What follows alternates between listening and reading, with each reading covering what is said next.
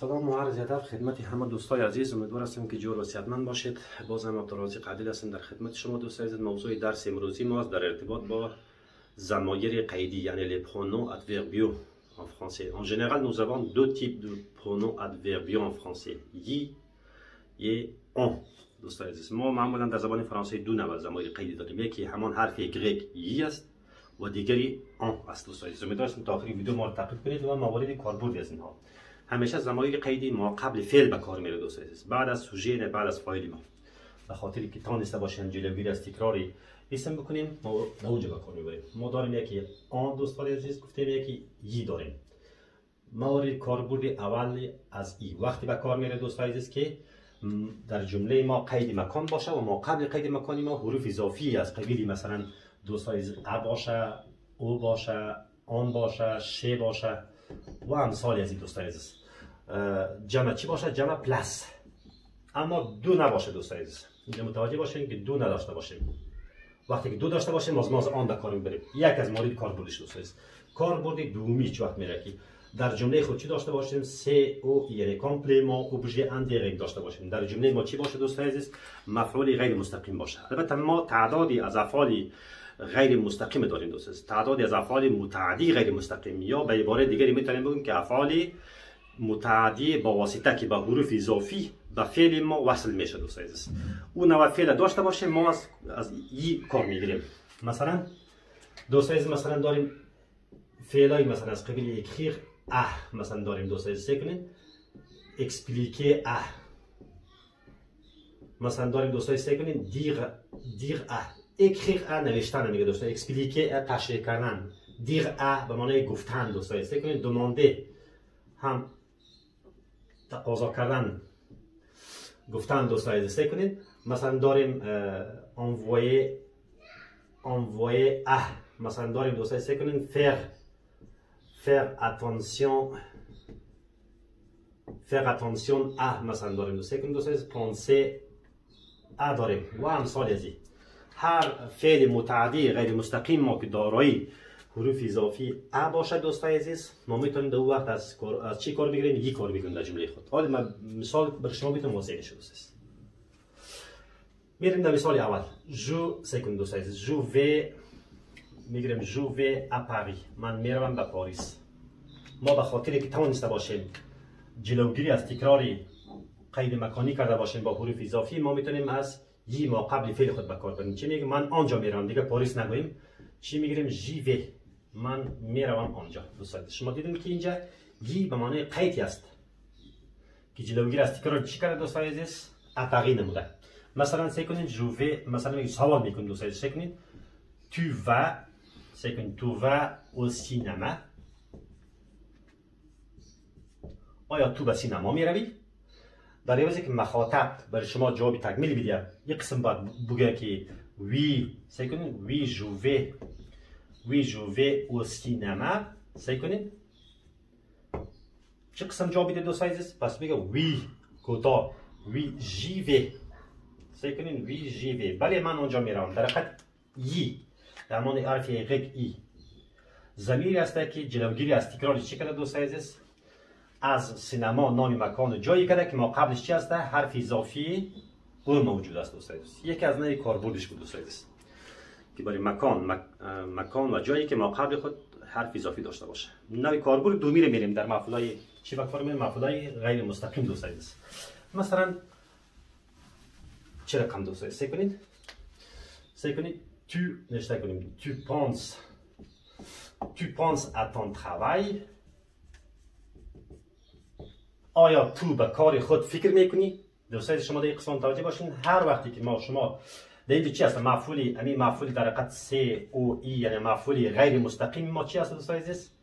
ton travail است. ما به خاطر که جلوگیری از تکرار ریزی کرده باشیم مخاطب اگر جواب بده که در عوض که بگه که وی سیکنیم وی جواب تکمیل بده وی جو pense à mon travail، ولی من به کار خود فکر میکنم.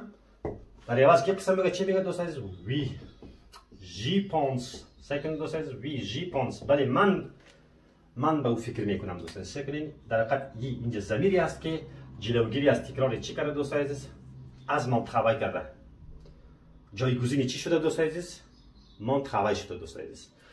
در این قسمت امیدوارم فهمیده باشیم. در عباره دیگه ما میتونیم که سعی کنیم اینجا یک سوالیه بگیم که اکوا هر وقتی که پاسخ ما مطابقت به سوال استفهامی اکوا باشه پس ما میتونیم یه به کار ببریم مقابل فعل خود. چه قسم سعی کنیم بخونیم اینه tu penses ton travail où کنیم tu penses à quoi تو به چی فکر میکنی à mon travail پس جوابی چی شده در حقیقت à mon travail که میگم در حقیقت جوابی چی شد جواب سوال استفهامی که مطرح شده دوست اگر شما سوال بپرسید که à quoi و جواب شما در اینجا باشه در اون وقت ما شما یه به کار میبریم tu penses à quoi je pense à mon travail پس در این حالت به خاطر که ما میتونیم جلوگیری از تکرار مفعولی چی خود بکنیم غیر مستقیم خود سی او ای کنه باشیم یی ما قبل فعل خود به کار میبریم یا مثلا مثال دیگری دوست عزیز سعی کنیم tu fais سعی کنیم تو گذشته میگیریم tu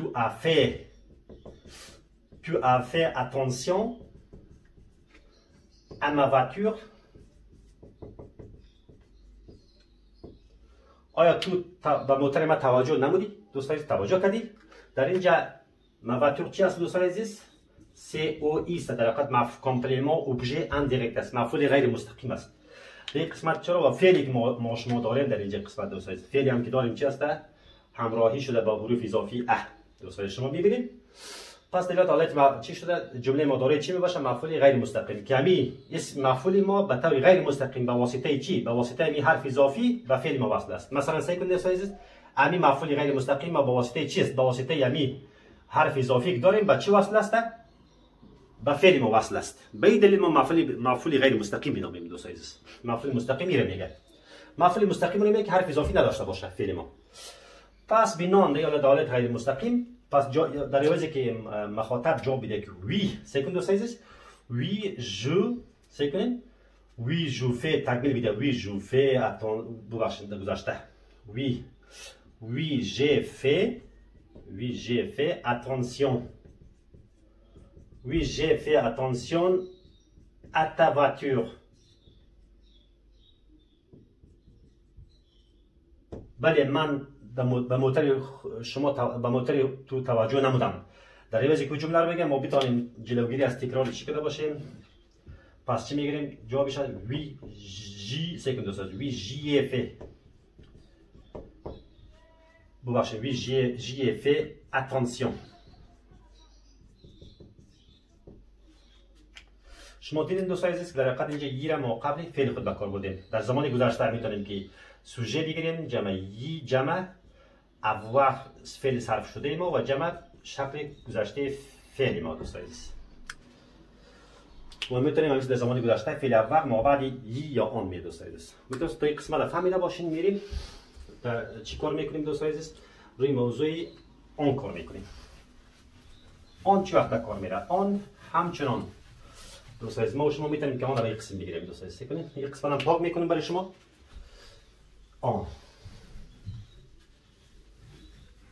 آن دوستان شما سعی کنید که ما شما گفتیم آن داریم یکی از موارد کاربرد آن چی هست دوستان عزیز که دو جمع پلاس باشه یعنی ما قبل مکان ما قبل جای ما پریپوزیشن حرف اضافی دو باشه دوستان عزیز اون وقت ما شما به کار میبریم یک کاربرد اولیش دوستان عزیز کاربرد دومی چه وقت آن به کار میره دوستان عزیز سعی کنید که آن ما شما چه وقت به کار میبریم هر وقتی که مفعول ما چی باشه دوستان جمله ما مفعول دیرکت داشته باشه مفعول چی داشته باشه سی او د مفعول مستقیم داشته باشه جمله ما و در مرحله سومیش آن چه وقت به کار برده میتونیم دوستان عزیز که چی داشته باشه مفعول غیر مستقیم داشته باشه جمله ما یعنی فعل ما با واسطه حروف اضافی وصل شده باشه به فعل مفعول ما با واسطه حرف اضافی به فعل وصل شده باشه این رو داشته باشیم دوستان عزیز باز در مرحله دو میریم بررسی میکنیم دوستان عزیز دو در مفعول مستقیم در چند سه حالت دیگه داریم دوستان سه حالت داریم یکی مفعول مستقیم ما قبلش چی باشه ارتیکل یا حرف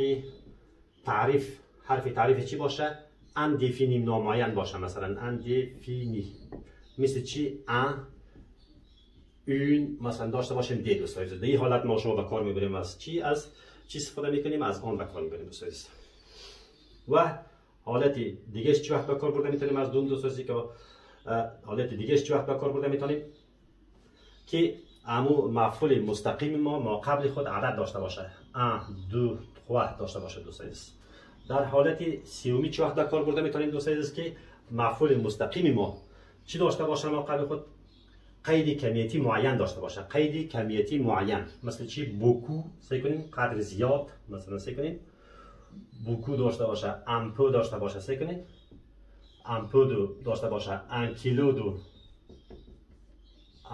دو و غیره. این قید چی است؟ اینا قید کمیتی معین است دوستان داشته باشه. دیگه الان بکنیم حالا هر یک از اینا رو بررسی میکنیم دوستان عزیز.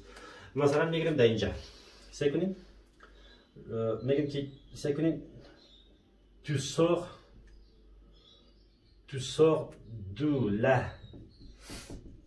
de la piscine. تو از کجا؟ تو منظورش است تو از حوض خارج میشه دوستان عزیز. هر وقتی که ما جواب ما به سوال استفهامی دو مطابقت جواب زیر دادتان هستیم، دو حالت ما شما از آن به کار میبریم دوستان. مثلا اگر در نظر نگیریم پیسینه، سعی کنیم پیسینه شما در نظر نگیریم، تو سور دو از کجا خارج میشوی؟ جوابش چی است؟ دو لا پیسین. در این حالت ما شما چی میکنیم دوستان عزیز؟ از آن به کار میبریم. پس میگیریم یک مخاطب بگه که وی، سعی کنیم وی جوابی تکمیل بیده وی جو سور دو لا پیسین. سعی کنیم چی میگه باز؟ وی جو سور دو لا پیسین. در عوض که ما بتونیم جلوگیری از تکرار ریاضی کرده باشیم چی میگیم دوستان عزیز؟ وی جو ببخشید وی جان سور. در حقیقت ما اینجا ضمیری آن به کار بردیم که جلوگیری از تکرار چی بکنه دوستان عزیز؟ از پیسین بکنه. یک از مورد کاربردش بود. میریم در کاربرد دومی، در دومی صحبت میکنیم روش دوستان عزیز. شما توجه کنید در دومی یک جمله ما دارای مفعول مستقیم داشته باشه و چی داشته باشه؟ ما قبلش دوستان عزیز ارتیکلای اندفینی داشته باشه. مثلا سعی کنید tu veux un stylo. آیا تو قلم میخوای؟ باید در عوضی که مخاطب بگه که وقتی در مفعول مستقیم گپ میزنه گویی که ما شما چی داشته باشیم دوستان؟ quoi داشته باشیم. یعنی tu veux quoi؟ je veux un stylo. جوابش چی است دوستان؟ جوابش در حقیقت در اینجاست. اگر ما اینو در نظر نگیریم سوال بکنیم که tu veux quoi؟ je veux un stylo، دو حالت ما شما از ضمیر عام و قبل فعل خود به کار بریم. پس در این قسمت اگر ما شما بررسی کنیم وی سعی کنیم وی je veux un stylo. در عوض که جواب میده دوستان چی میگه؟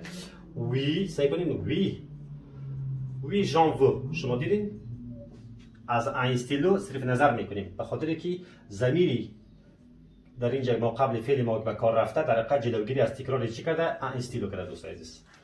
این هم شد نمونه برای ارتیکل اندفینی. یا مثلا باشه دوستان سعی کنید tu veux جمعش میگیریم، جمع نامعین میگیریم دیره دوستان سعی کنید دی tu veux des باشین. مثلا میگیم که tu vends تو میفروشی tu vends des vêtements. آیا تو لباس میفروشی؟ مخاطب در عوض میگه oui je vends des vêtements. به طور خلاصه اگر بخوایم که از این جلوگیری کرده باشیم از تکرار اسم، یا مثلا quoi بگیریم تو vends quoi در اینجا پاسخ یزی رو بیتیم. پس چی میگیم؟ je vends des vêtements. یعنی گفته باشیم چی رو میگیم دوستان عزیز؟ oui چی میگیریم؟ oui j'en vends. پس شما دیدین توجه کنید دوستان عزیز که ما قبل فعل خود که فعل است چی به کار بردیم؟ آن به کار بردیم دوستان عزیز. امیدوار هستیم که هم فهمیده باشید. میریم مورد کاربرد دیگه ده که یک مفعول مستقیم ما که عدد داشته باشه دوستان عزیز. مثلا سعی کنید دوستان عزیز مثلا چی میگیم؟ tu veux دو تیکه. سعی کنید tu veux تو دو تیکه میخوایی دوستان عزیز؟ tu veux دو تیکه. بعد جوابش چی میگیم دوستان عزیز؟ oui. در عوضی که ما شما اینجا عدد مطرح هست دوستان عزیز. ما قبل مفعولی COD ما عدد مطرح هست دوستان، عدد آمده که دو تیکه، 3 تیکه، 4 تیکه. پس دو حالت ما شما چی میگیم؟ oui. سعی کنید oui j'en veux دو ضرور است که ما شما ذکر کنیم دوستان. دو بعد از فعل خود باید به کار بریم. اما در اینجا آن ضمیری است که جلوگیری از تکرار چی کرده دوستان عزیز؟ از مفعول مستقیم ما نموده. که ما قبلش چی هست؟ ما قبلش عدد است دوست عزیز. یا مثلا قید مقداری معین باشه دوست عزیز. مثلا میگه که سعی کنیم تو مانج، سعی کنیم تو مانج. سوال اگر بکنیم که تو مانج، tu manges un kilo, tu manges un kilo de viande. آیا تو یک کیلو گوشت میخوری؟ دوستان شما سعی کنید یک قسمت در عوضی که مخاطب پاسخ بده که oui je mange un kilo de viande. پس دو حالت ما شما از این صرف نظر کرده باشیم، یعنی گویی که از تکراری مفعول چی خود مفعول COD مفعول مستقیمی که ما قبلش چی هسته؟ قید چی هست دوستان عزیز؟ این قید چی بگه؟